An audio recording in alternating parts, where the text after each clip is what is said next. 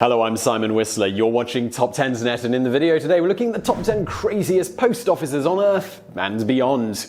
Going to the post office can be one of the most mundane and dreaded items on your to-do list, but if you've ever had the chance to visit any of the outposts in this video, you know that not all post offices are boring. In the video today, 10 crazy post offices that make mail delivery seem possibly exciting.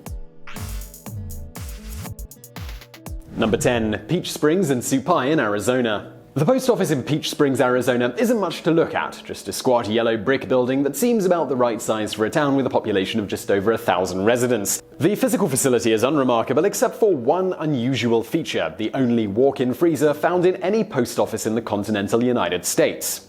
So why does it need this? Well, the Peach Springs post office has a very unusual mission, delivering mail to the bottom of the Grand Canyon, and that cargo includes a lot of perishable groceries. The tiny town of Supai, populated by only a few hundred members of the Havasupai tribal nation, sits at the bottom of the Grand Canyon. Supai has its own tiny post office, and residents and tourists rely on the USPS to deliver all the provisions that aren't otherwise available at the bottom of the canyon. So after the mail makes the 70-mile trip to the canyon rim from Peach Springs, how does it get down to Supai? Helicopter transport is expensive and unreliable as choppers can't fly during periods of high winds. This is where the mule train enters, which is a caravan of up to 50 horses and mules guided by intrepid riders carrying up to 200 pounds each of mail and packages that make the 8-mile trek down to the base of the canyon and then eventually back up. On the way back up, they carry outgoing mail as well as trash. At least 2 mule trains are operating at any given time, so the mules, horses, and riders are able to rest overnight in the village before making the return trip back up the next day.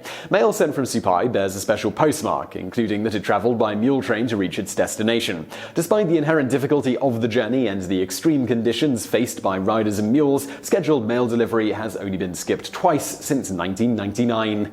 Number 9. Inside the Eiffel Tower. The Eiffel Tower holds a lot of history within its iconic frame, which was originally constructed for the entrance to the 1889 World's Fair in Paris. It also holds shops, restaurants, a champagne bar, a conference room, a replica of Gustave Eiffel's original office at the top of the tower, and one more surprising facility, a post office, which is found on the first floor of the Eiffel Tower's south pillar. While this post office may seem to be a present-day concession to tourists, the Eiffel Tower has actually had a post office in it since it was open to the public. It was, after all, built for an exposition designed to attract visitors from all around the world. The original post office was situated at the top of the tower, where, after riding an elevator, fairgoers could mail down postcards from 900 feet above the ground. Postmarks from the original post office read in French from the summit of the Eiffel Tower, or for less intrepid tourists from the first floor of the Eiffel Tower. The present-day postmark doesn't specify from where on the tower the postcard comes from, given its less exalted position within the tower. Number 8. Mount Everest Base Camp in Nepal. With post offices closing throughout the globe, including in the US, the UK, South Africa, and Germany, you may find yourself complaining about the inconvenient trek to a more distant post office or having to contend with more limited operating hours in your local branch. However, one post office can put issues of accessibility and availability in perspective: the China Post Office located at Mount Everest Base Camp. The post office, which is actually more of a post tent, has been present seasonally at the Everest Base Camp since 2008. Sitting at 5,300 meters, it is purported to be the world's highest post office. However, because of the extreme weather conditions at this altitude, the post office has a rather short operating window, from late April to August each year, when conditions permit a temporary road to open up from base camp to the town of Tingri. This remote outpost operates from 10 a.m. to 6 p.m. during those months, not included a noontime break for the post office's 3 workers. Apparently, there's no altitude where post office workers won't adhere to their break schedules. There is a markup on the usual postcard rate to compensate for the challenges in transporting mail from the top of the world to its destination. As of 2016, the post office charged $1.45 to mail a postcard to the UK, whereas elsewhere in Nepal, mailing a postcard would cost about 30 cents. Number 7. Underwater in Vanuatu.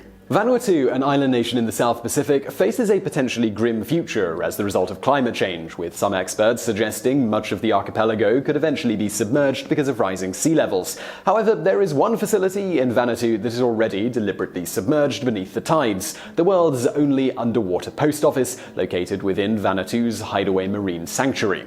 The post office sits about 10 feet below the surface on the ocean floor. Opening hours are posted on a nearby beach, and a special flag is hoisted to float on the surface when and the postal workers, wearing scuba equipment, are staffing the post office. The post office has been open since 2003, and several Vanuatu post staff members received open water dive training to be able to man the location. Divers or snorkelers are able to mail special waterproof postcards at the underwater outpost, and if snorkelers can't dive down to the post office, staff members will help get the postcard down to the ocean floor. Because the postcards can't be cancelled using traditional ink, Vanuatu Post developed a special embossing device to cancel the postcards. Number 6. Aogashima Island in Japan. It's on an active volcano. So the question might be, why would you put a post office on an active volcano? Even Vanuatu Post Office, yes, Vanuatu is apparently at the epicenter of postal innovation, only put a postal box on the crater of Mount Yasur, where visitors can mail letters steps away from molten magma spewing into the air. However, on Japan's Aogashima Island, and I'm sorry if I'm screwing up the pronunciation on that, there's really nowhere else to put a post box. The island is a volcano. The population of the isolated island, less than 200 people, are served by a tiny post office which transmits mail to and from mainland Japan. Tokyo is about 200 miles to the south of the island.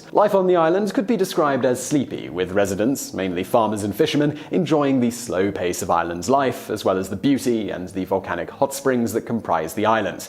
However, the volcano is still considered active. The last time the volcano erupted, in 1785, about half of the island's inhabitants perished. Though modern-day inhabitants have the benefit of a volcano alert system that has been operated by the Japan Meteorological Agency since 2007. As of 2007, no alerts have been issued for the island, meaning that the population and its tiny post office have had no cause to consider moving away from their volcanic outpost. Number 5. Ny-Alesund in Norway. Ny-Alesund is the world's northernmost civilian settlement, an unincorporated town on a peninsula home to more than 10 scientific research stations that draw scientists from around the world. There are 30 year-round residents and as many as 120 residents during the summer. It is also the site of the world's northernmost post office. Whereas the town's origins are related to mining and expeditions to the North Pole, today the town's activity is largely driven by research and tourism. Given that the town now enjoys fiber optic internet connections to the rest of the world, Ny-Alesund's tiny post office exists largely to serve tourists who arrive at the town via cruise ship. Ny-Alesund has long served as the base for expeditions to the North Pole, and given that it is the most proximate post office to Santa Claus's North Pole workshop, you might expect that the post office is busy processing letters to Santa from children across the globe. However, Santa's mail does not pass through Ny-Alesund. Instead, that flood of Christmas correspondence is handled by the United States Post Office in North Pole, Alaska. Number 4. J.W. Westcott 2, a marine post office. Even as the Post Service makes cutbacks, at least one US post office has found a way to stay afloat, quite literally. The J.W. Westcott 2 is a 45-foot mail boat that serves freighters traversing the Detroit River. It is the nation's, and likely the world's, only floating post office. The J.W. Westcott Company of Detroit has been conveying messages between merchant sailors, who are often aboard ships for months at a time, and their loved ones since 1874. Mail delivery began in 1895, and the boat has been a registered post office since 1948. The company motto is "Mail in the Pail," which literally describes how the mail, even today, is often hoisted aboard freighters using a rope and a bucket. The J.W. Westcott 2 even has its own zip code, 48222, and mail delivered to the freighters is to be addressed vessel name, Marine Post Office, Detroit, Michigan, 48222. Like many post offices, the J.W. Westcott has seen a decline in mail volume as email enables families and friends to stay in touch much more immediately, even aboard a ship. However, the company, which also delivers for UPS and FedEx, reports that it has seen an increase in package delivery. The company's contract with the USPS runs to 2021, and the company's owner sees a long future for his floating post office, pointing out that he has diversified into personnel transportation and that drone technology may never be cost-effective enough to compete in the delivery of low-value bulky goods like paper towels. Number 3. The Washington Park and Zoo Railway at the Portland Zoo. Today, the idea of a post office on a train may seem like a quirky novelty, and it doesn't help that the only railway left in the US that offers mail service and its own authorized postal cancellation was originally planned as a kiddie train at the zoo and was sited to serve Oregon's 1959 centennial celebration. But while mail by rail now seems like an anachronism, it was once the gold standard for express mail delivery in the United States. From 1862 to 1977, the Railway Post Office, RPO, operated postal cars which offered mail sorting and cancellation on trains that crisscrossed the country. This service operated on 794 routes at its peak. However, as mail sorting became an automated task, it was increasingly moved to and from large regional processing centers by truck. While the Washington Park and Zoo Railway offers the only postal car operating in the US on a regular basis, another mail car recently rolled again. The 40th anniversary of the last RPO rail train was celebrated on May 6, 2017, which is National Train Day, in case you didn't mark your calendar. Number 2. Penguin Post Office, Antarctica. One continent's most popular tourist attraction is its post office. If you guessed Antarctica, which, despite its abundance of natural beauty, has few other tourist facilities to compete with its tiny post office, well, you're absolutely right. The so-called Penguin Post Office is located on the Antarctic Peninsula at Port Lockroy, Antarctica, making it the world's most southerly post office. The post office, which is operated by the UK Heritage Trust on behalf of the government, is open for less than 5 months a year during the Antarctic summer from November to May. So who uses this post office? While Port Lockroy has thousands of residents, most of them are penguins, so the 70,000 postcards that are sent there annually from the post office mostly come from the 18,000 or so tourists who arrive every year via cruise ship. Meaning a post office at the bottom of the world, a role that pays $1,700 a month and involves, as one member of the 4-person team staffing the post office put it, being confined to an island the size of a football pitch, may not seem like everyone's cup of tea. Nevertheless, hundreds of applicants have vied for a spot in recent years, perhaps inspired by documentaries on the Penguin Post Office that aired on the BBC and PBS.